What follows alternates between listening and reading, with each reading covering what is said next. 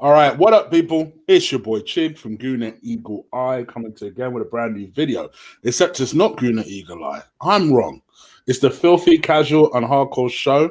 And joining me today, as always, is my partner in crime, my co-host, Ola. Say hello to people, man. What's happening, people? It's upon us. It is upon us. But yeah, we're back again to break it down. And thank you for having me back. Thank you for having me. Of course, of course.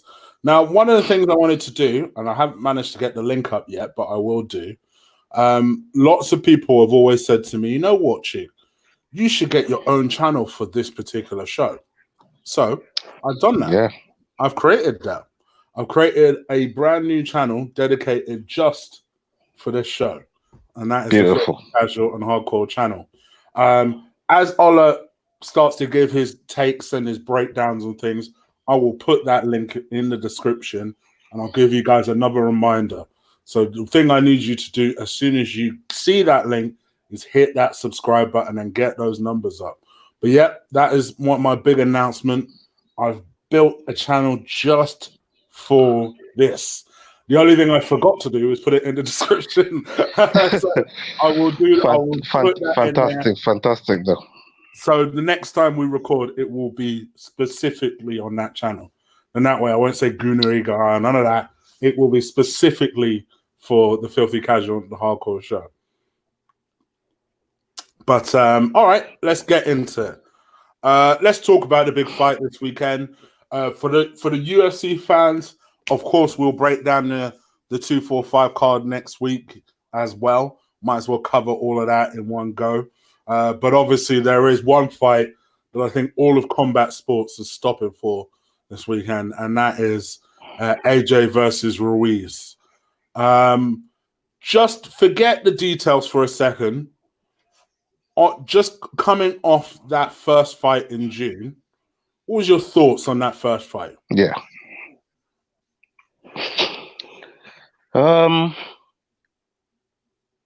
First thing first, the better fighter won. Yeah. The better fighter won on the night, right? You can't take nothing away from Ruiz.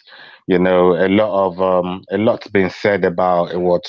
It was the biggest upset. It probably was coming into the fight, but then when you start doing your research and as things unfolded in the aftermath of the fight, there's a few conspiracies that came out um, as to whether Joshua was in the right frame of mind, whether it was too heavy, whether his parents didn't want him to have a fight. The ring walk was a little bit nervy.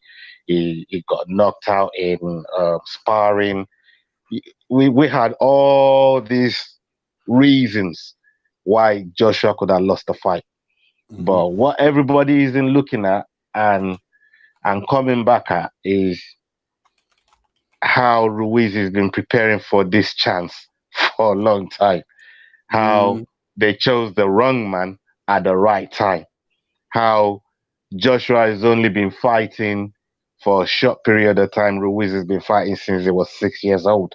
There's so many things that align for Ruiz to come in and win this fight, and how massive this fight is for him, his camp, his country, and frankly, to throw a spanner into the heavyweight division, and all of a sudden, that division got spicy real quick. So just looking at that fight there as well is probably the best thing that could have happened to AJ. Not that defeat is such a it's a dread way. It's so, I don't know how to explain this, but this could be good for AJ. But we'll find out in the long run. We'll find out in the long run. But I think he had to make changes. There's a lot of advice that came and criticism that came towards him and his camp. The amount of entourage he has, the trainer that he's had, McGregor.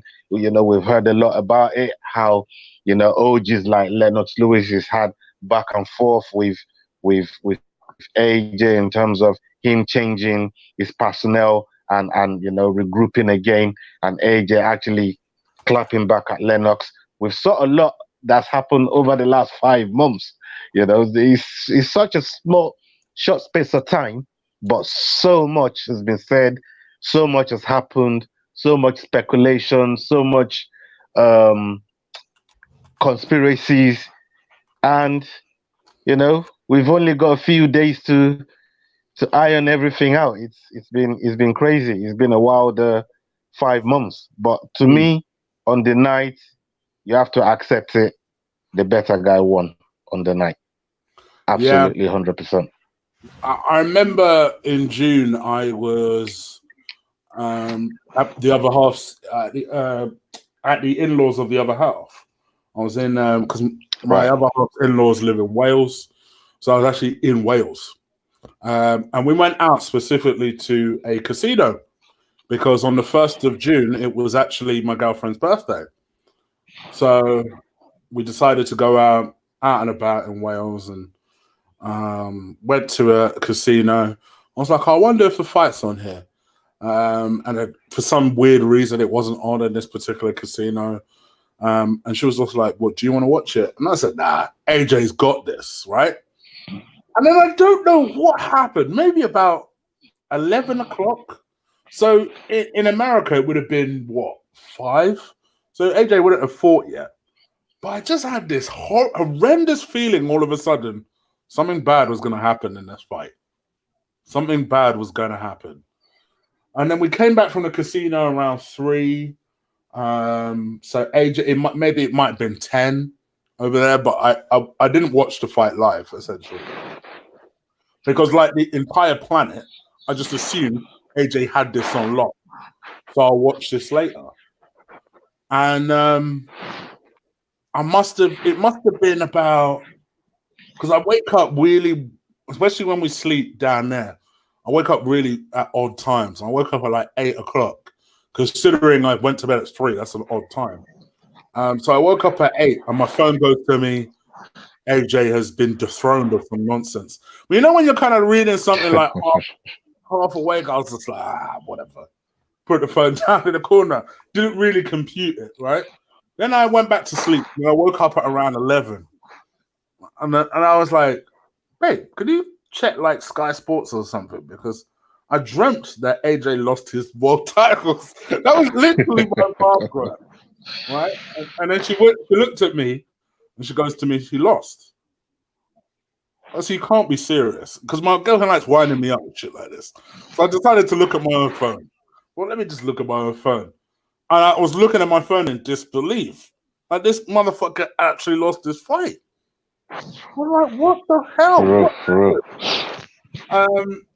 And I felt so bad for it. I felt really bad for it because obviously I'm an AJ fan. We're both AJ fans. This is a British Nigerian. Obviously, I'm a British Nigerian. Obviously, I identify with him. I mean, he's your people, then. He's Yoruba, but still, bro.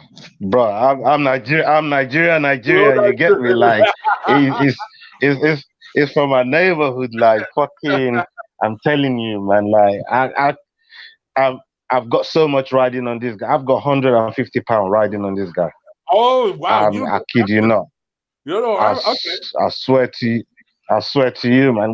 When you talk about somebody putting money where your mouth is, you've showing love. I can't show no more love than that. You get me? Like, if he loses, I'm bankrupt. The next 2 weekends for you. The next 2 weekends for you are gonna be nervous, bro. That's what I'm saying. I've been saying this all day. Like, the next 2 weekends for me, it's nerve-wracking. Between AJ and then Usman next week. Yeah, I need a hat trick, man. Because Starbender has already put one in for me. You know what I mean? I need a hat trick, man. I need a hat trick. So please, Nigerians have got to do it, bro. So obviously the tirade, and I must admit, I have never seen so many people turn on AJ. I've never seen it. I mean, you saw it in the chat room earlier, where some guy went literally in the chat room earlier was like, the muscle man is done out here. And that's literally the sort of comments I've been seeing. Muscle man's done, he's just a bodybuilder, this, that, and the other. Whereas prior to that, it was the complete opposite extreme. Oh, he's the greatest thing since Tyson, he's British Tyson, he's this, that, and the other. I'm like, God damn, how could people turn so quickly? Did you see the pic? You're saying people are turning, the media's turning. Did you see the picture I sent you just before we came on air? Of course. When have you ever seen that before? When have you ever seen that before? Have you ever seen AJ behind the Nigerian flag before on national TV? And you noticed prior to this loss, they almost tried to hide the fact that this guy was from Nigeria. I remember when somebody asked him, I can't even remember, somebody asked him something along the lines of, could he ever see himself fighting in Nigeria one day, right? And I remember it was almost like Sky Sports wanted to just hurry through that part. Like, brother, he said they wanted to fight in Lagos. Black, right? He said they wanted to fight in Lagos. Yeah. And now, like you say, now if anything, they're focused on it. So that, like you say, they're almost preparing for this guy to lose. So if he loses, he becomes the the British-born Nigerian instead of they're gonna find a way. They're gonna find a way to send him Nigeria's way. So he's our son, and we'll happily accept him. He's our boy.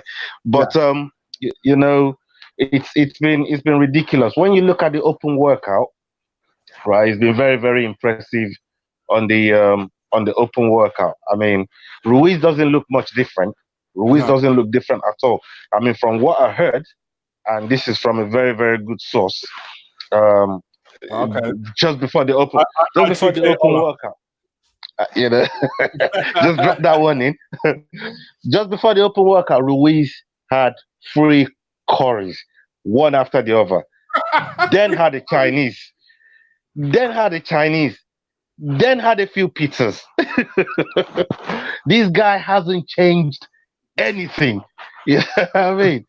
And AJ looks extremely slim, probably the slimmest he's looked since the Olympics.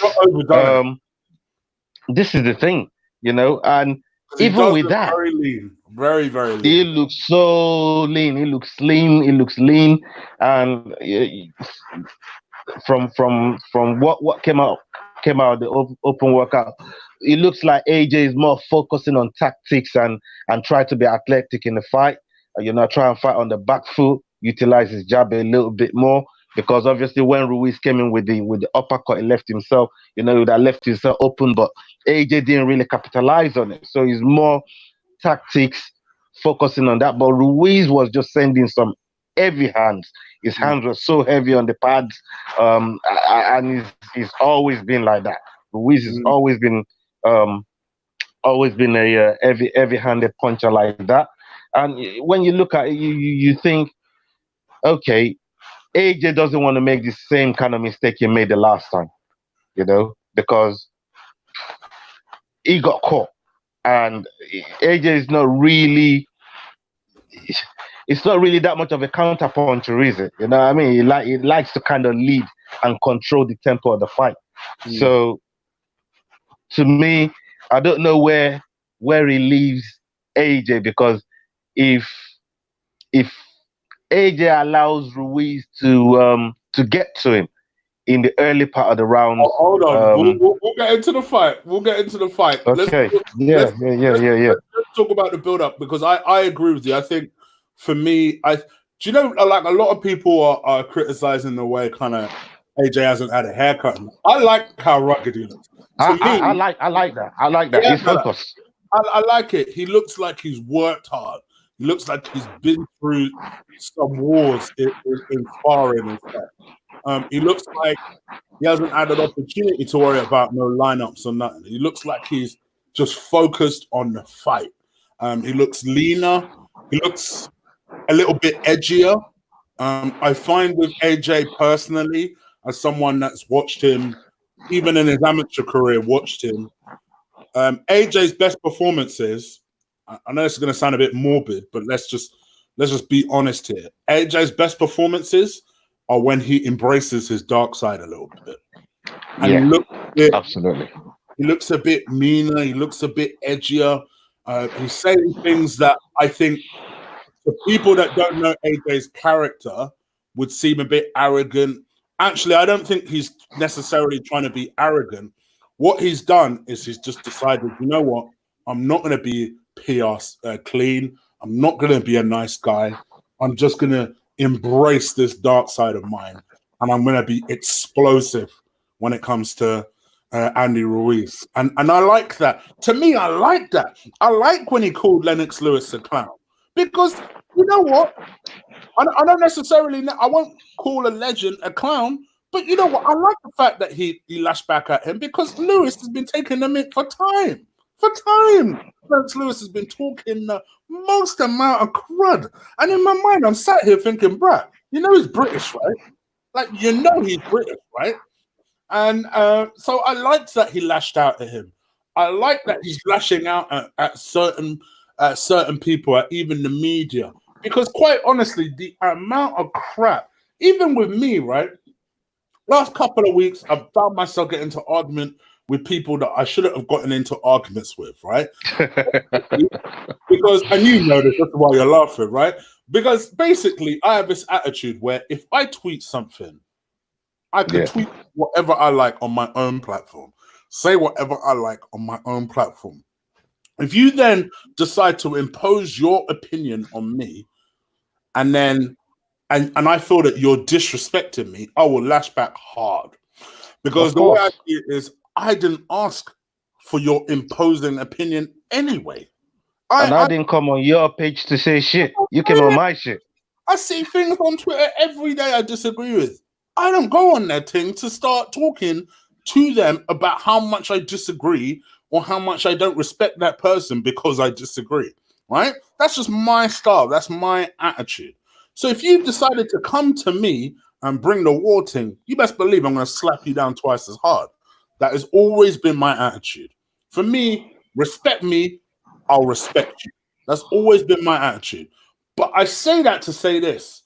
My last couple of weeks does not even compare.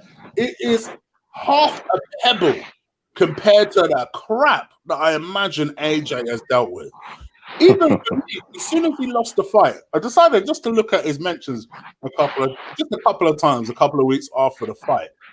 And the crap this guy was receiving from people saying, "Oh, you're rubbish. You're a hot job. You're done. Just retire now. Your son should be embarrassed of you." I'm like, what the hell? What kind of nonsense is this? Because he lost the fight to what I knew would be a good fighter. I assumed AJ would have it, but I knew he'd be a good fighter. Andy Ruiz has lost one fight, and in that one fight, to be honest, I don't think he should have lost that fight, and that was to Joseph Parker. So I knew he was a good fighter.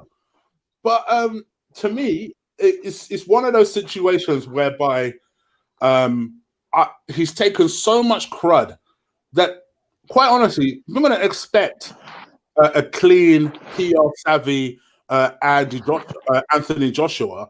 I would start to doubt is it even a human being if we were starting to see, things that a completely clean AJ is what I'm essentially saying. Yeah. So yeah. Like, you need to bow down and stuff like that, and people are losing their mind. Like, what's happened to AJ? I'm liking it. I'm liking it. I like the fact that he's spent some time in Nigeria. Forget our bias for a second. He spent some time in Nigeria just to reconnect with whatever he feels he needs to connect with, right? Spent some time down there. He's seen people in poverty. Sometimes poverty, I know a lot of people make jokes about AJ's tagline, be humble. There is nothing that humbles you more than third world poverty.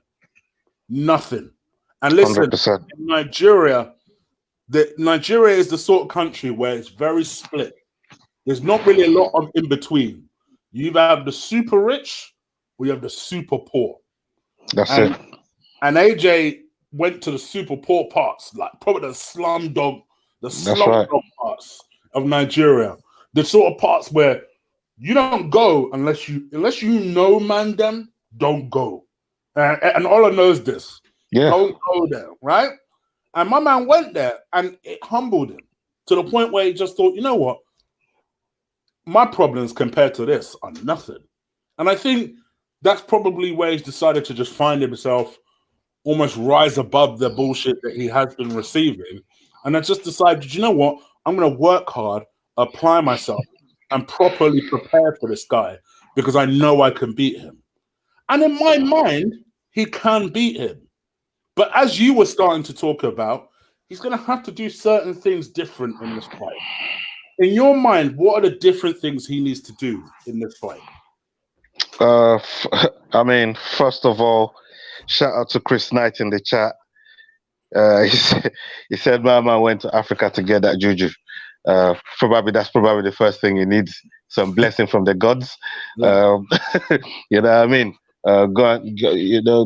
Getting himself acquainted with the soil, with the vicinity, and seeing the humble beginnings of not just him, but where his parents came from. All of that stuff it could reignite and light that fire in his belly. And the AJ, because let's call a spade a spade. AJ quit in that last fight. Yeah, I don't AJ, think I agree with you, but not let's call a spade a spade. But not I don't care. Let's not give it a reason why he might quit. No. He quit. We've got to give it context. Bro, as a fighter, whether you quit or you tap, there's no other reason other than you quitting or tapping. Nobody wants to know the reason or the context. Okay, I'll let no, because I'm not trying to kill him. I'm just trying to call a spade a spade. Then put context on it though, because I agree with you, but I don't think he quit because he was scared of Ruiz. I just think he quit because he just figured, you know what, I can't be asked to deal with this today. He'd had himself knocked around, he'd been concussed, and he just thought to himself, you know what, live to fight another day. And ultimately, like you said yourself, whether you tap out or whether you just say I've had enough, there's no disgrace in it. I think it's just a case of that's what I was just about to say. As a fighter, it's no disgrace to quitting. There's loads of fighters that's done it.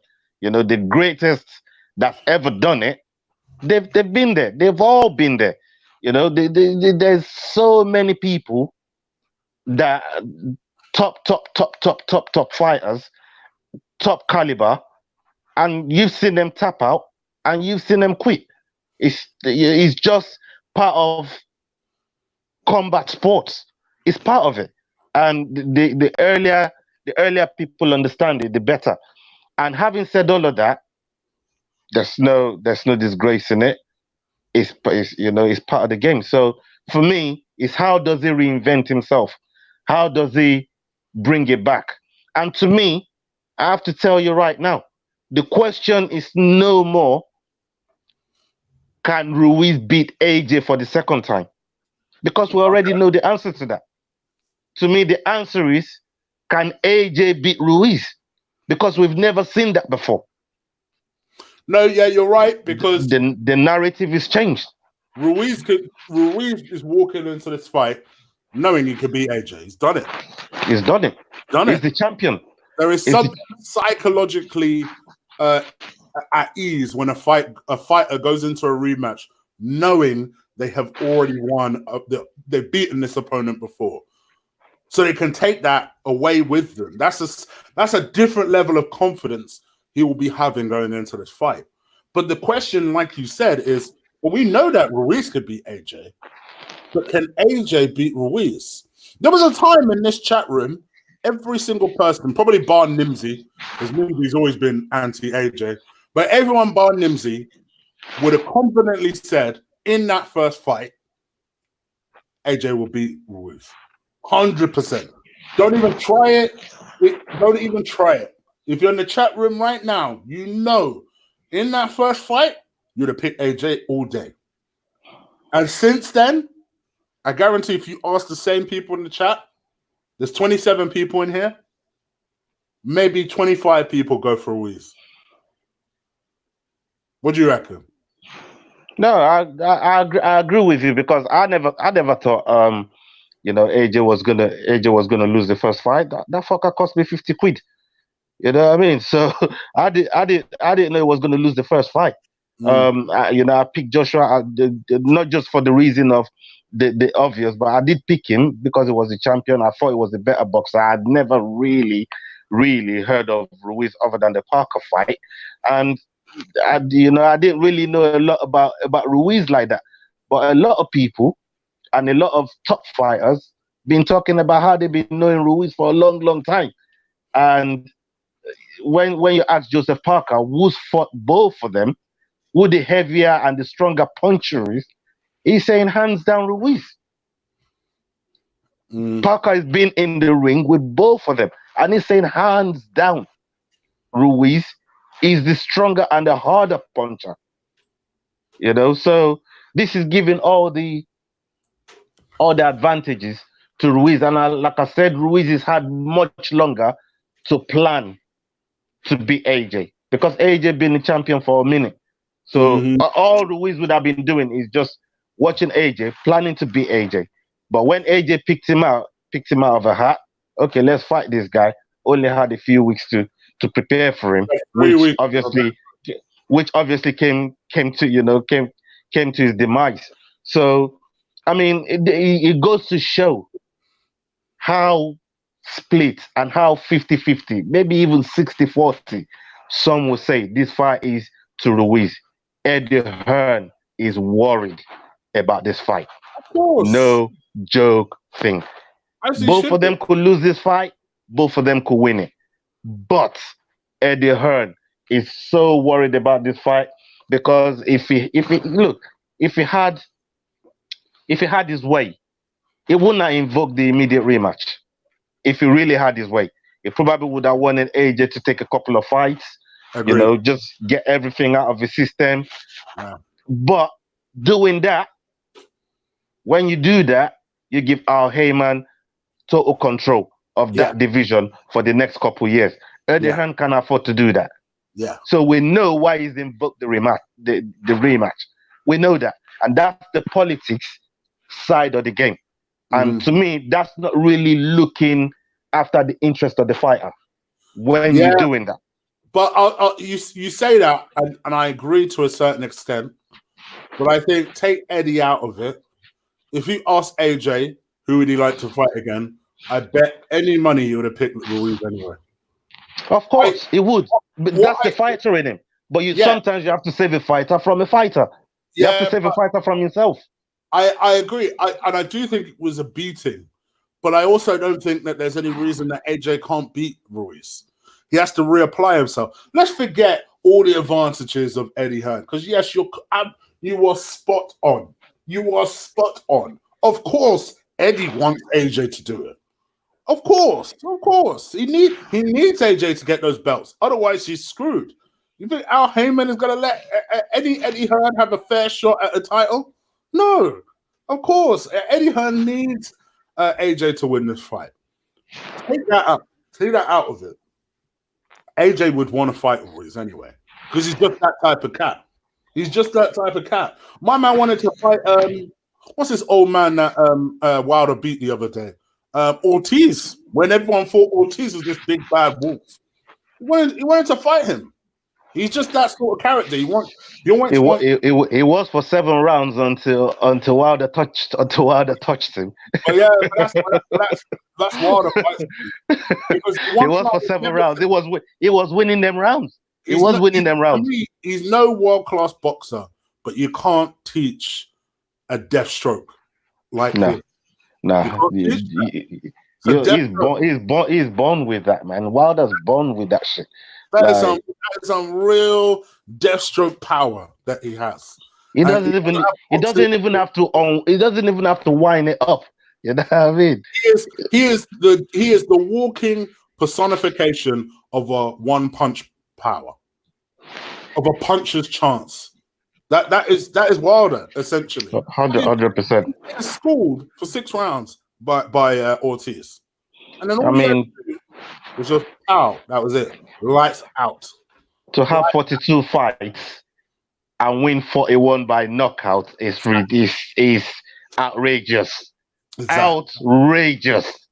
Outrageous. And I mean, it could probably be the greatest puncher I've ever seen.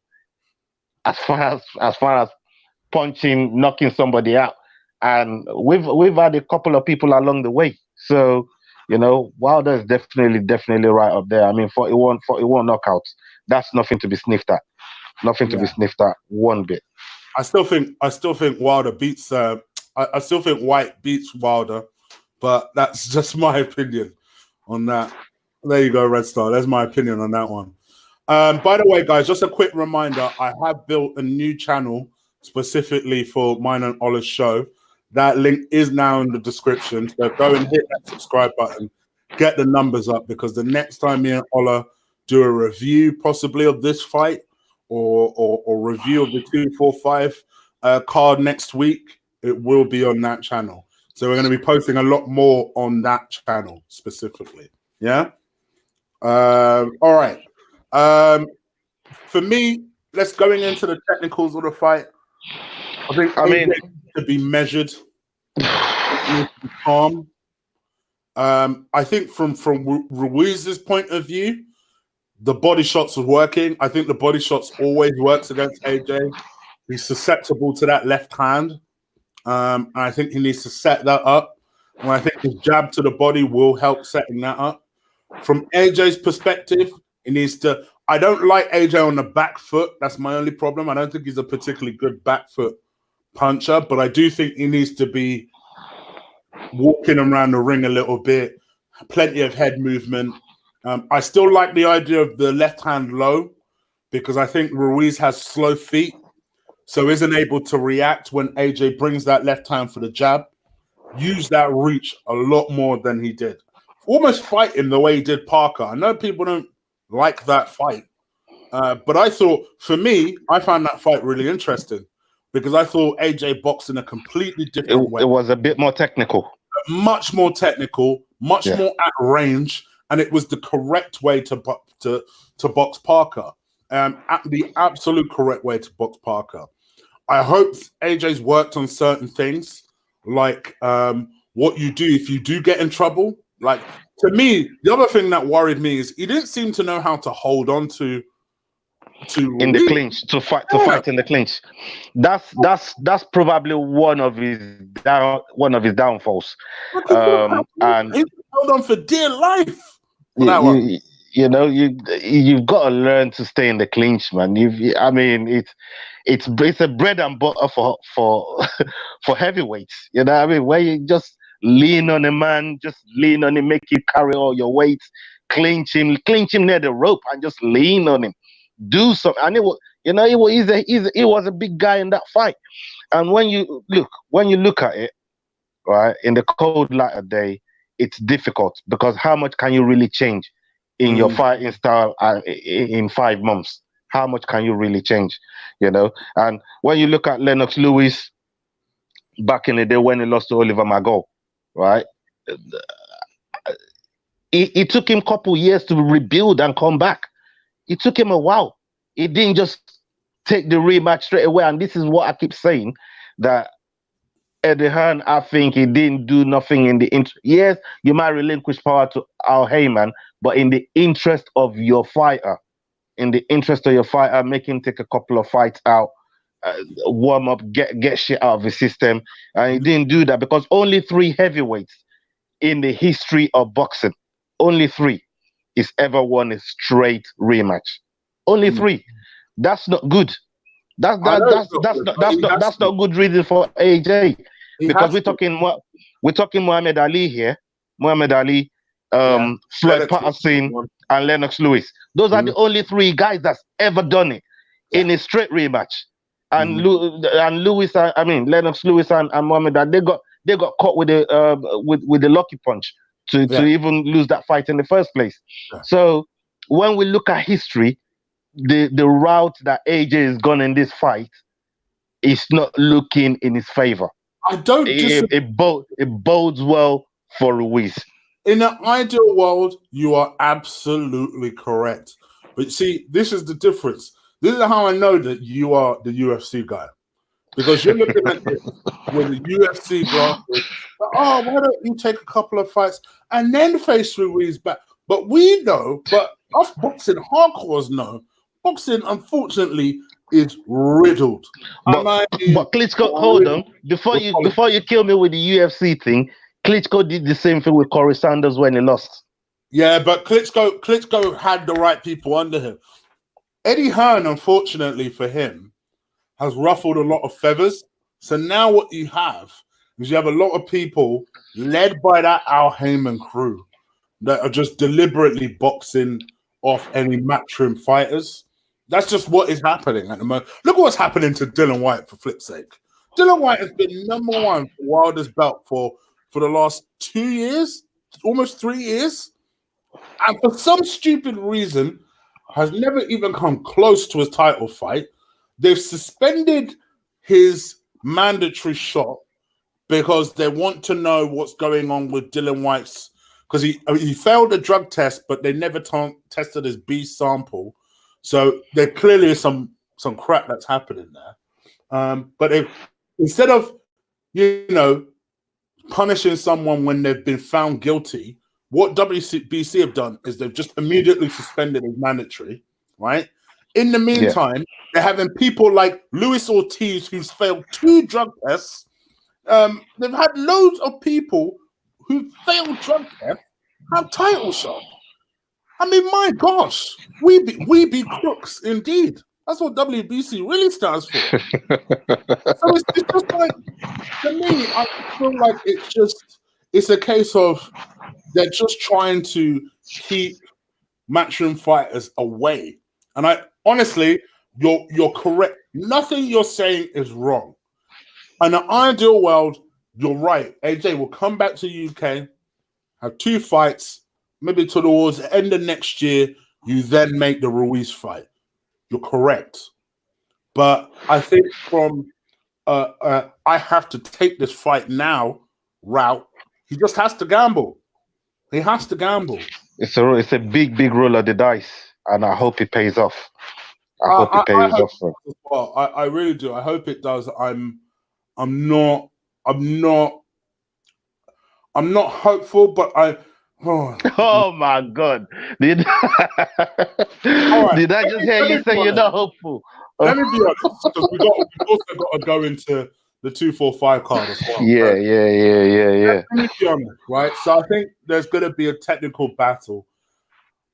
I think this is going to be a really difficult fight, and I'm trying to convince myself in my head, AJ's got this. AJ's got this. AJ's got this. I'm really trying, but my concern for AJ is what happens when he starts getting those body shots, because AJ always slows down when people hit him with body shots. He is always, a technical error of his is he's always susceptible to that left hand hook. It's the Dylan White blueprint, and every time AJ's looked in trouble, it's because someone's hit him with that left hook across the face. So that's my concern. For this guy who says that Ruiz is tricky, he's got tremendous hand speed. His hand speed for a heavyweight is ridiculous, and that was clearly the thing that caused It's AJ. off the charts. But for AJ, that only causes you problems is if you're at short range. I don't want AJ to get into a scrap with him because he's going to lose. My man is too fast for that. I don't want AJ to even be at mid-range because he's too fast for that. But what AJ does have is this amazing reach, especially compared to Andy Ruiz. So AJ needs to keep Ruiz really at the end of the jab. At the end of the jab, follow up with a right. End of the jab, follow up with a right. Yeah, you move from side to side, occasionally back foot, but I don't want AJ to be pinned on the back of the rope because I think he'll lose that as well. So he needs to be just moving around center of the ring. Let Andy Ruiz hold the center of the ring if you like. Just move from side to side. I want a lot of lateral movement from AJ, and I think that's why he's lost his way because I think he it's more focused on that. It's more focused on the he movement. knows that the lateral movement is the way to win this fight. So I think if he does that, if I'm going to place a bet, I'm not betting against AJ. So if I'm going to place a bet, it's for AJ to win between 10 and 12. That's my honest opinion. But I don't say that with confidence. I do think at some point in the fight, AJ is going to be in trouble. AJ might need to pull himself off the ground. Yeah, as well. I agree with you 100%. Mentally prepare for that, people. I don't see this being an easy fight. I don't see this being a 3-4 round fight. Mexicans, I said this in the first fight anyway. Mexicans are tough, you know. Yeah, they got a hell of a chin as well. Hell of a chin. These lot they are different. They are a different breed, especially these Mexican boxers. So I think for me, I think AJ just needs to be clever. Even if the crowd are getting a bit restless or agitated with the style, you keep my man at the end of a jab. And then if the opportunity presents itself, then explode. The one thing I would say for Andy Ruiz, watching his fights over his career, generally he's got pretty good fitness for a man of his size, but he does tend to take rounds off. He does tend to switch off around your 8, 9, 10 rounds. And then he comes on strong again for the championship rounds. So I think the rounds he takes off, that's when I want him to lay down the hammer. And really just start to just box. He needs to just box clever. And hold on if he finds himself in trouble. So I'm with you. I'm joining you on that bet. I will literally bet on AJ to win, but it will be between 10 and 12. I can't call any rounds. I know whoever's going to win the fight. Yeah. Like you said, we'll have to come off the canvas. At some point, I expect both of them to get knockdowns from each other. Okay. At some point. And whoever wins the fight is coming off the canvas to win it. But I'm just thinking to myself, I hope AJ's remembered what got him to be a champion in the first place. How embarrassing it was for him to lose the way he lost that fight. Like I said, he quit. So for me, this is more of a redemption for AJ than a revenge, because I don't think he's got any animosity towards Ruiz, and Ruiz is not a bad guy. He's a generally nice guy, you know. So when you look at it, it's not so much of a revenge sort of fight. It's more of a redemption sort of fight. With how people, has looked at him, looked at his camp, and he's got a lot to prove. He wants to prove a lot of people wrong, and and the way he quit, he definitely needs that to put himself back on the mantle, because every one of his peers, apart from maybe Dillian Whyte, is saying he's going to lose this fight. I'm looking at the Wilders and the Furies and all of them.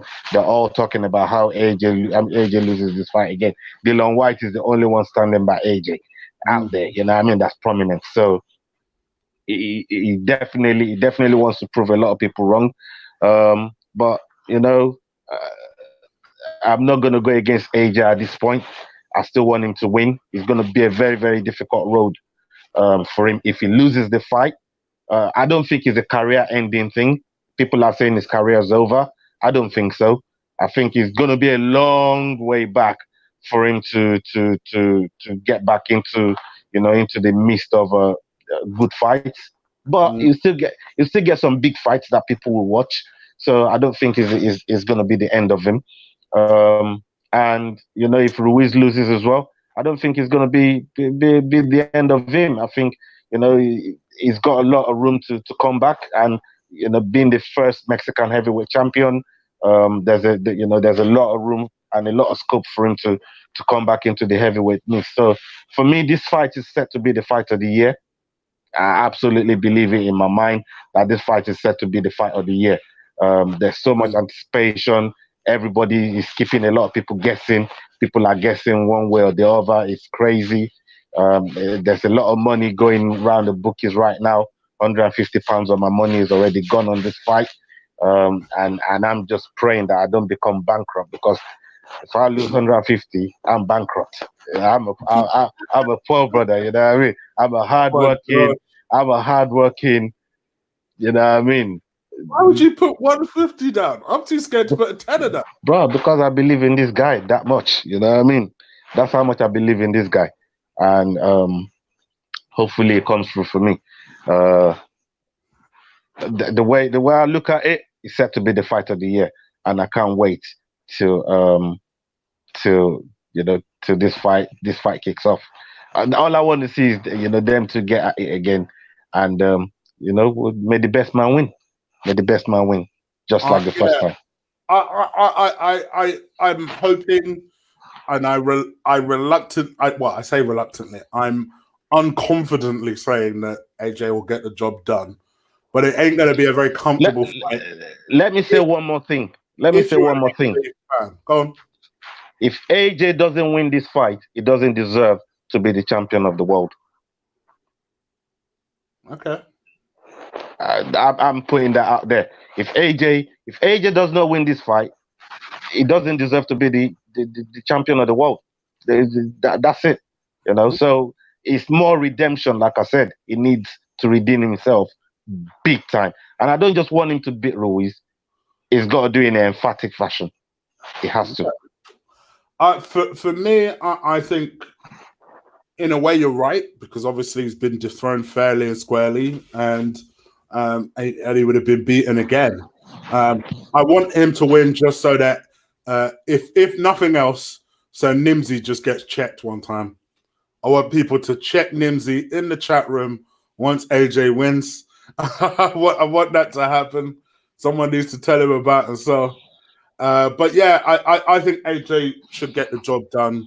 I don't confidently say that, but I think he'll win. I think he'll win, and he'll win late. So let's see what happens. All right, guys, please do stick a like on this video. We're going to move on to UFC for those people who are wondering. I'm going to talk a little bit about the 245 card.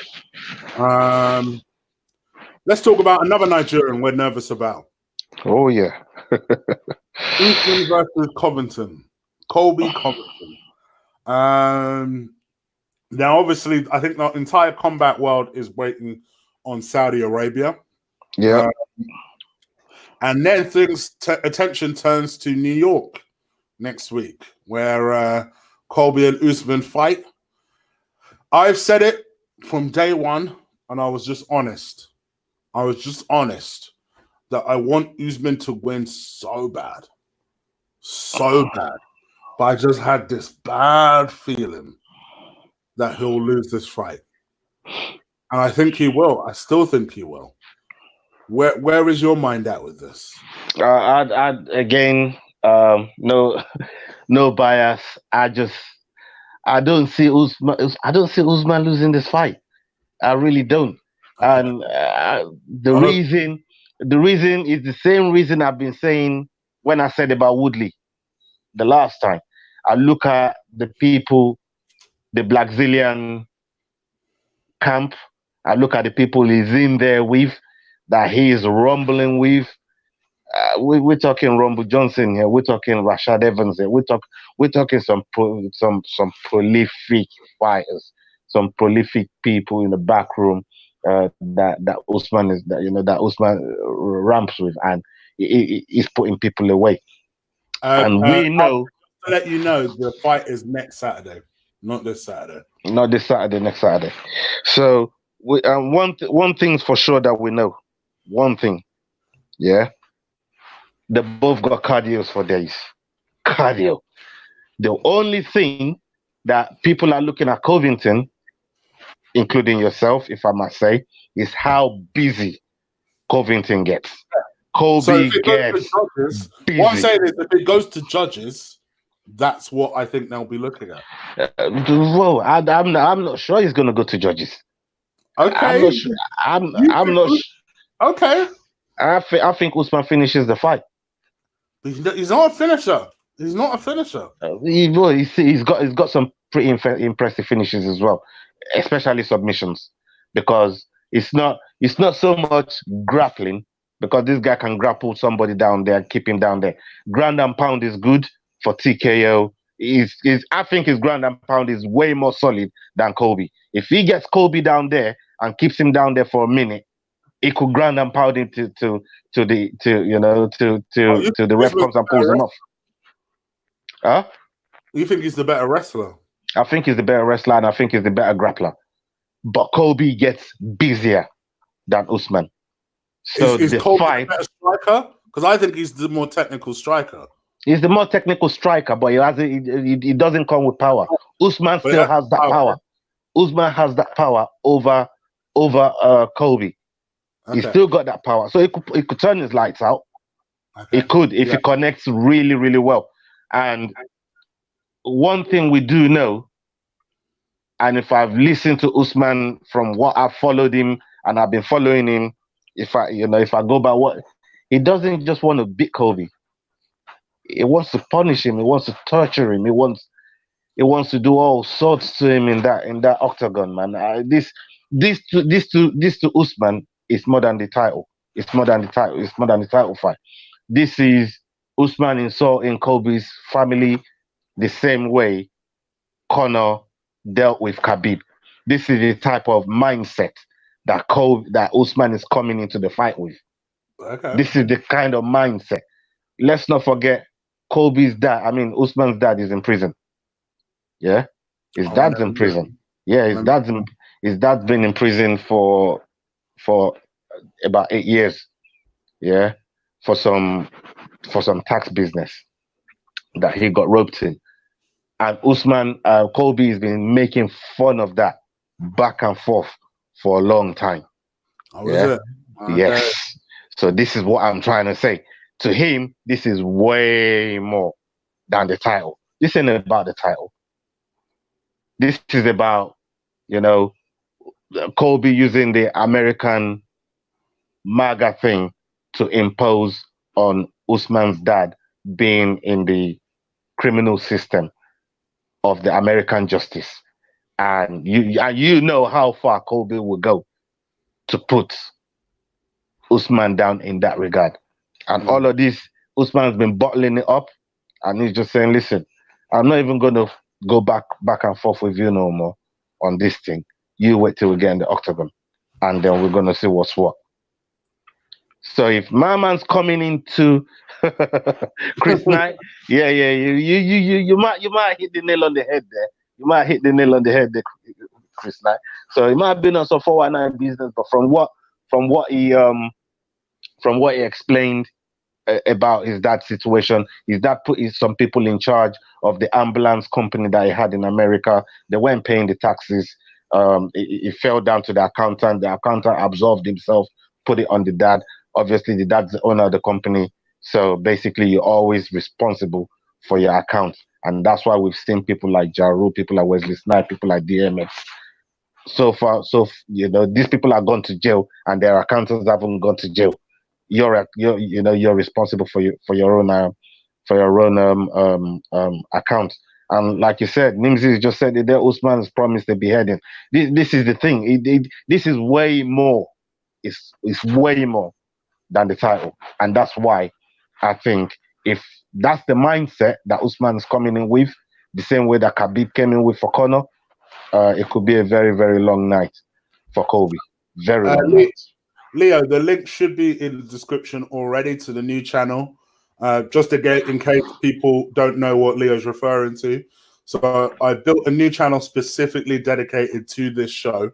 So this show won't be moving forward. It won't be on Guna Eagle Eye anymore. It will be its own entity, the Filthy Casual and Hardcore Show. The link should be in the description right now. So you should be able to literally just click on the link and subscribe to that channel. So And yes, when I get off here, I'm going to be subscribing to it as well. there you go. See, you subscribe to your own channel. Yeah, it must be there. Why not? By the way, Archie, I put it in there during the show, so just refresh it. If you refresh the page, it should appear. Trust me, I just put it there. Oh, I say just put it there. I put it there like 15, 20 minutes ago. So yeah, I hope you're right. I hope you're right. But Stubbs Law says that Gobby will win this. And unfortunately, he's my pick. But I'm hoping you're right. I'm hoping I'm wrong. After all, I am the casual guy when it comes to UFC. American Top Team is a hell of a camp. It's a hell of a team, right? They got a wicked crew down there in American Top Team. You know, when you look at the champions that they produced, the list goes on and on. So they're nothing to be sniffed at. But all that being said, I think because the mindset that Usman is coming in with, Nimzi said it there. Angry Usman is going to be a very dangerous animal. He's going to dominate and win for sure. And that's how I think this fight is going to go. I just think he's just going to take him down there. He's going to keep him down there, ground and pound him, probably choke him the fuck out. Kobe's going to eat his words after this. That's how I'm looking at it. He's going to eat his words after this. I hope so. And you know what? Who else I'm sure hopes so? Dana. I'm sure. Oh, Dana's secretly hoping that Kobe gets his handed to him. Look, Dana would love Usman to beat Kobe. The same way is kind of lined up things for Askren. We saw what he did to Askren. Let's not be around the bush. Yeah. Dana lined up Askren. He lined him up so good. You're laughing. Let's talk about briefly Askren because we haven't. He lined him up so good to the point where the man had 3 fights and he's retired. Like he thought, you can't get disrespectful with Dana, man. Like, what are you doing? You know what I mean? This guy's got a bunch of killers. All right, look at Greg Hardy and look at the pattern of fights that is hard coming into the UFC. Yeah, he's had welcome fights. Yeah, he had welcome fights. Yeah, yeah. But what did he do with Askren? Oh, I got someone for you. There's Robbie Lawler. Robbie Lawler rearranged his face for him, beats the brakes off him, fucks him up, knocks him out, then wakes him up. Right? Because he knocks him out, then wakes him up in that little battering that he got there. Then he puts then he puts it with Masvidal. Like somebody that wants to kill him. Then he puts it with Demian Maia. And I'm thinking to myself, like, come on. Like, you're putting it there's nobody in that category there that's out of the top 5. Like, what are you doing? He just wanted Askren out of the way. Askren had 3 fights and he's like, you know what, I'm done. I'm not about this life. This is a man that's won 19 fights on the bounce. Yes. Won 19 fights. That's crazy. In MMA world, to go 19 fights without losing a fight, it's ridiculous. And you come to UFC and they just teach you a lesson like that, only because the owner thought, you know what, you run your mouth. I'm going to show you what it's like to be disrespectful to Dana. And this is what Kobe is going to get. If he doesn't get it from Usman, he's getting it from Owe. He's getting it from Masvidal. And I'm telling you right now, Dana's rubbing his hands, kicking back. Like, I'm about to teach this fool a lesson. I'm about to teach him. But the only thing with Kobe, everything is said, is had a habit of backing it up. That's the thing with Kobe right now. That's the thing with Kobe. He says things and he backs it up. Can it go one better? That's my thing. That is my thing. Let's talk about Max Holloway. So obviously it's a 3 title fight card. Obviously, there are other fights on the card other than the 3 title fights, but that's the main feature. Let's talk about Max Holloway briefly. He's obviously taking on what's the name of that Kiwi? Alexander Volkanovski. Volkanovski. He's 20-1 himself. I know he's been chasing this fight for a long time. He's worked his way steadily up the rankings, and now he's next up, and he takes him on. I don't know why. I've got a bad feeling for Max in this fight. Let's not fuck about, man. Like, I'm not even. Look, I'm not even thinking Max is even gonna sweat in this fight. Oh, wow, bro. I'm not even thinking Max. I'm telling you right now, I'm not even thinking Max is gonna sweat in this fight. I'm telling you right now. I don't see it. I think Max goes in there, does him like a keeper. Easy night work for Max. Wow. Easy night work for Max. See, for me, I picked Max, but I was a lot less confident than that. Bro, easy night work. Easy night work. I think Max gets him out of there in the 3rd round TKO. You don't rate Volkanovski at all, then? I like him, but not Max, not Max level like him. Do you know what I'm trying to say? Let me ask you a question then. Let me ask you a different question. Who do you think will end up being the harder fight? Volkanovski or Ortega? I think Ortega was a harder fight for Max. Wow. Let's not forget the Ortega fight was the corner/doctor stoppage. And let's call a spade. Max won that fight pretty convincingly. Oh, of course he did. And that's what I'm trying to say. I think Max gets Volkanovski out of there in the 3rd round. I think he gets him out of there in the 3rd round.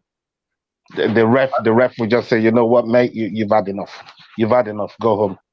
I must admit, I tend to agree with Archie in the sense that I do think Max kind of needs this win because his stock took a little bit of a hit with that loss to Dustin Poirier. Yeah, but it's a different division, though. It's a different. I mean, I think so many people were shocked. That 10 pounds. That 10 pounds.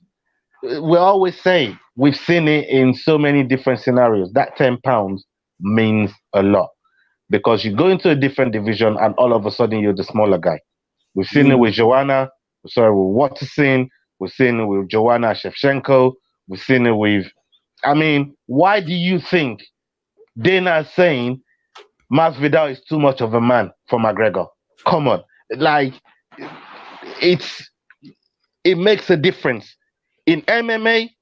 It makes a difference. It really, really does. And I just think that 10 pounds made a difference.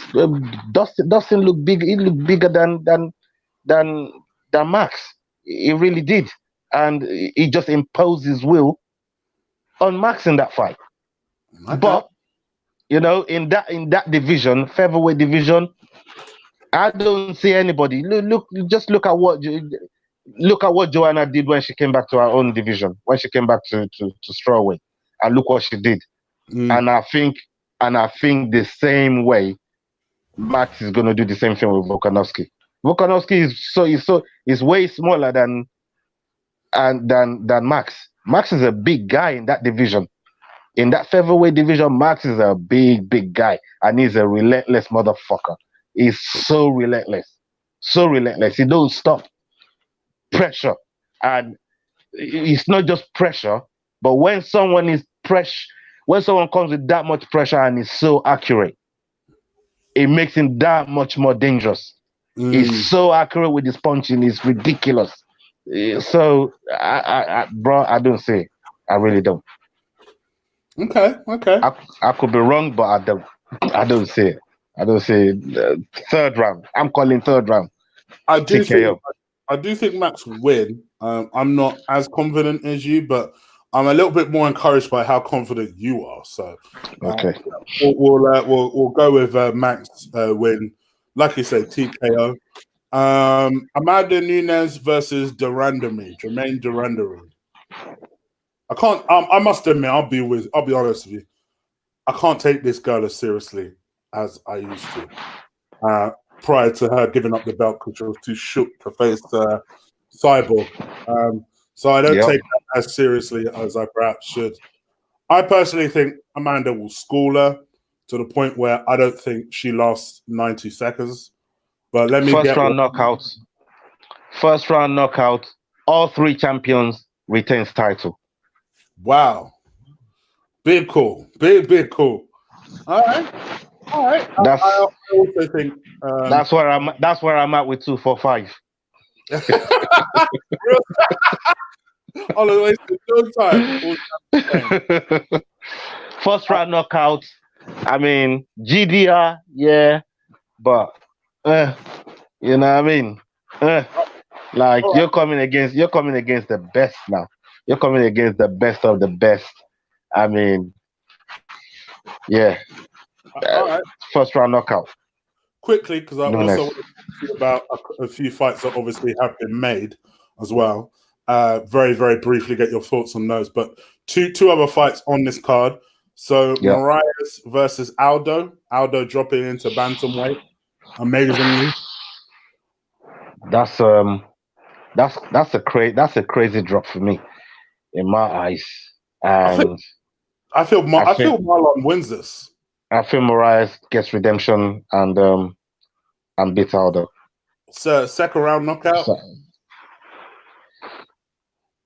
I think he wins by decision. I just think he'll outwork Aldo. I just think he'll outwork him. £10, bro. I feel like this is a huge mistake from Aldo. It's a big mistake. It is. Mental effect. So I feel like this is what he should have done is make Marias come up to him. Yeah. But I don't understand why he went back. Why he went down there. I really don't understand it. Big mistake. Let's see what happens. But I'm going for a second round knockout, Marlon Marias. Yeah, Marias decision for me. And the last fight, very, very quickly. I wouldn't normally talk about this fight, but I suppose one of these guys is a legend, and that is Uriah Faber taking on Peter Yan. This is not going to end well, is it? I mean, this ain't going to end well for Faber. No, but I mean, Faber, he had his hurrah in the last fight, came in, finished off that lad that he fought, but I don't know. I don't know what. How old is Faber now? 40, something like that. You know, Uriah Faber. You know, 40, I think he's 40. I think he's 40 plus. And he's facing a 26-year-old who's 13-1. Yeah, I don't know, man. I don't see it. I don't see it for Faber. Sorry. Same reach, mind you, but taller than him. But I don't see it. I see a decision for. I was going to say as well. I see a decision for Peter Yan. But it wouldn't surprise me if Faber gets bounced all over the place, to be honest. Okay, very, very, very quickly, because it's obviously getting late. Guys, please do stick a like on this video as me and Ola move to wrap this up. Let me get your very quick thoughts on McGregor versus Cerrone. Oh man, this is a fight. It's almost like a tune-up fight. In a way, I think I'm shocked it's at 170. This is what I was just about to say. In a way, I think McGregor took what Dana said as a very, very disrespectful comment towards him. That McGregor's not big enough. It's not big enough for Dana, and McGregor just wants to prove him wrong. That I can go into 170 and do stuff. What McGregor doesn't understand is, as you start to look up in that division, there's people in there that will literally murder you. Like it's not even a joke thing. It really isn't a joke thing. Like as you start to look up in that division, there's just murderers in that. Like these guys can, they're there to just fuck people's life up. And look, McGregor is either going to swim or sink in this thing, and I think he sinks. I think he sinks. I don't even think, unless he gets Cerrone with a crazy punch. Look, he'll score some knockdowns because Connor's timing is impeccable. He might score some knockdowns, but all in all, I think Cerrone actually finishes him. I think so too. I don't see him I, getting past I, Cerrone. yeah, I think Cerrone submits him. Like Nimsy thinks Cerrone's done, but I remember last night thinking Cerrone was done. I thought Alaquenta would whoop Cerrone's ass. I was expecting it. I mentally prepared for it, and the performance I saw Cerrone come out with, I was like, "What the heck?" People The other people time are I thought, people are getting it fucked up because Tony Ferguson beat yes, Cerrone. People are yes, getting it fucked up. People are getting it fucked up. And let's not forget, again, it was a doctor stoppage. Cerrone wanted to fight on, even though he couldn't see, the eyes were shut. Cerrone, and this is what pissed me off with doctor stoppage with Nate Diaz. Yes, he probably would have lost that fight, but we've seen eyes that were shut the fuck up. Like, man literally couldn't see out of the eyes. And then the doctor stopped it. I mean, Nate could still see out of that eye, and it was ready to go. So, you know, just quickly for Joanne and Nimsy, I did an Arsenal Brighton preview earlier this evening. I knew lots of people for YouTube for some reason doesn't alert my subscribers. I don't know what's going on. So yeah, but I've already done one. It's in the gasket. Did about 20 minutes, so go check that out. But I've already done it. But by all means, stay. But after this, go check it out. But yeah, for me, I 100% agree with you. 100%. I just think at 170 as well. I just think like Connor. I just for me, I think Dana's trying to protect Connor because he did his best. He did his best to try and he did his best to try and protect Connor. Connor seen it as a disrespect. Can you imagine? Can you imagine? But Connor, we both know Connor is coming after Masvidal. We both know Connor is coming after Masvidal. Him, bruv. He would kill him. He would kill him. Khabib in second. Let's be honest. Khabib was in second gear when they fought. Let's be real. He was in second gear, and he wanted to embarrass him. That was more than anything. That was what he wanted to do. I personally don't even think Connor gets past Cerrone, let alone. That's what I'm saying. I don't think he gets past Cerrone. I think Cerrone wins. I don't see him getting past Cerrone. But you know, people are getting it fucked up because Cerrone lost to Tony Ferguson. Anyone would lose to Tony Ferguson in that division. You know, Tony Ferguson is on a 13-win fight streak, or 12 or 13-win fight streak, like not lost to a single person. And Khabib has been on that same trajectory as well. And they're both going to meet at the top of the mountain. You know, the thing has been signed. But right now, talking about Conor and Cerrone, I just don't see it. But, you know, Conor's looking at a few possibilities at 170. If it doesn't work for him and Cerrone, he could get him and Nate as a second fight. The trilogy, which, you know, a lot of people will watch. It'll bring in a lot of money. And that might be the tune-up fight for him and Masvidal if you know, if he decides to go that route. So that's if Masvidal is not the champion by that time. Who knows? Because he might not want to give Conor a stab at the belt, because he might not think he deserves it because of the route that he's taking. Like, you can't take one or two fights in the welterweight division and then be coming after titles when people like, you know, Leon Edwards is there and they've been doing their work. When people like Tyron Woodley ain't even had a stab back at the title, to, you know what I mean? When, you know, there's a lot of people in that division. Justin Gaethje, he's been on a 3-4 win strike, putting people like Barboza away. So, you know, we have to think carefully, you know, what we're looking at here. So to me, I just think Conor has made a big mistake going to 170. I think he should have tried his hand a little bit more at 155. Even if he goes with Nate, do it at 155 because both of those guys, even do it at catchweight. Why not do it at catchweight? 165. But 170, I just think is a step too far, and he's not doing it with the intention of really beating Cerrone. I think he's not really focusing on Cerrone. I think he's focusing on Masvidal, and he wants to get to Masvidal as quickly as he can, and he thinks that's the route to take. And it's going to be bad news. It's going to be bad news for him. 100% agree. And I think this is the appropriate place to leave it. Last thing, finally, the super fight that we all want to see. If you're a fighter, this is the fight you really want to see. And that is Ferguson versus Khabib.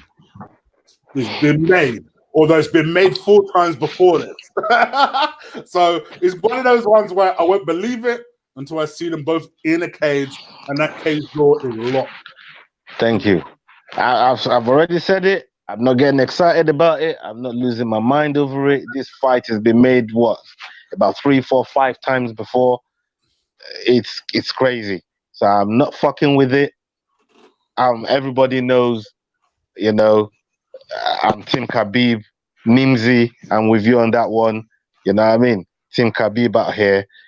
But at the same time, Tony is nothing to be sniffed at. But until these two guys get past weigh-ins on the night of the weigh-ins, all press, and they're up, bro. Press. We saw what happened. We saw what happened with Tony at the press conference the last time. So I'm not even going to stop at the press. I'm talking weigh-ins where they're fighting the next day.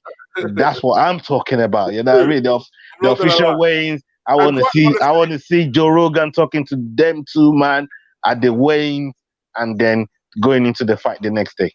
Yeah, no. Then I'll be excited. I need to see them the next day because funky things can still happen over Of course. I'm just saying when I'm going to start getting excited, but when I'll really believe it, you know what I mean? And walk-ins. For me, if it doesn't happen in April, I actually can't be asked to see it. It's probably the most cursed matchup of MMA history. Yeah. The most cursed matchups of MMA history. So let's not go there right now. Let's leave it there and we'll see what happens. All right, guys. Thank you so much for watching. I know we guys owed you a show. That was probably the last preview of this year. For those people who were asking, I can't do a live stream of the fight because it's my mate's birthday. I'm going to his party, so I'll be at his party.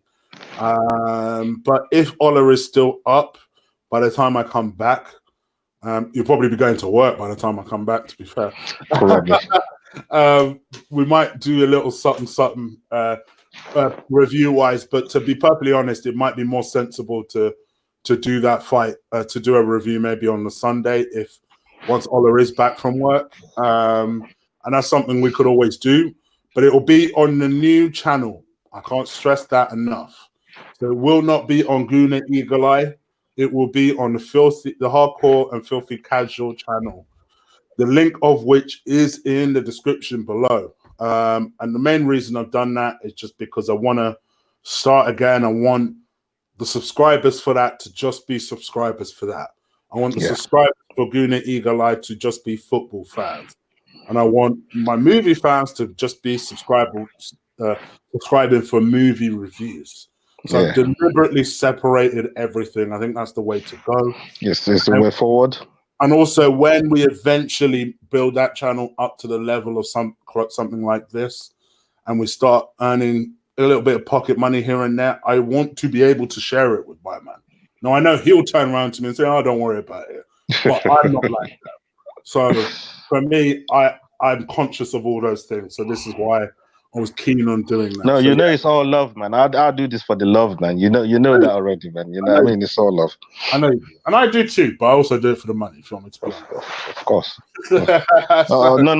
None of these things is cheap, putting all of this together. This equipment ain't cheap, bruv. It ain't cheap. But guys, oh gosh, I just dropped my mouse like an idiot. 1 second. But guys, thank you so much for coming on the show. 2 secs. I appreciate you guys so much for coming on. Me and Ola will be back probably next year to do a review, probably a 246. And yeah, that's pretty much it. Sorry. We've got a lot to talk about. We've got a lot to unpack in 2020. So yeah, stay tuned. Stay tuned. How many more subs till 7K? Under 200 now. So soon come. All right, I'm out of here, people. Take care. Ola. Peace. Salutes. Peace. We out. Nope, we're not out. You know why? The batteries to my shit have gone. 1 second. Hold on.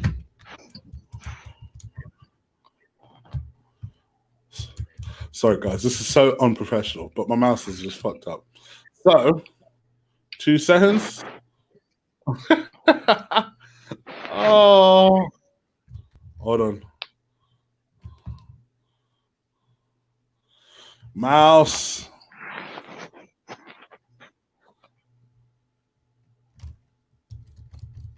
So you're going to miss all this. Right. Now we out. Salutes once again.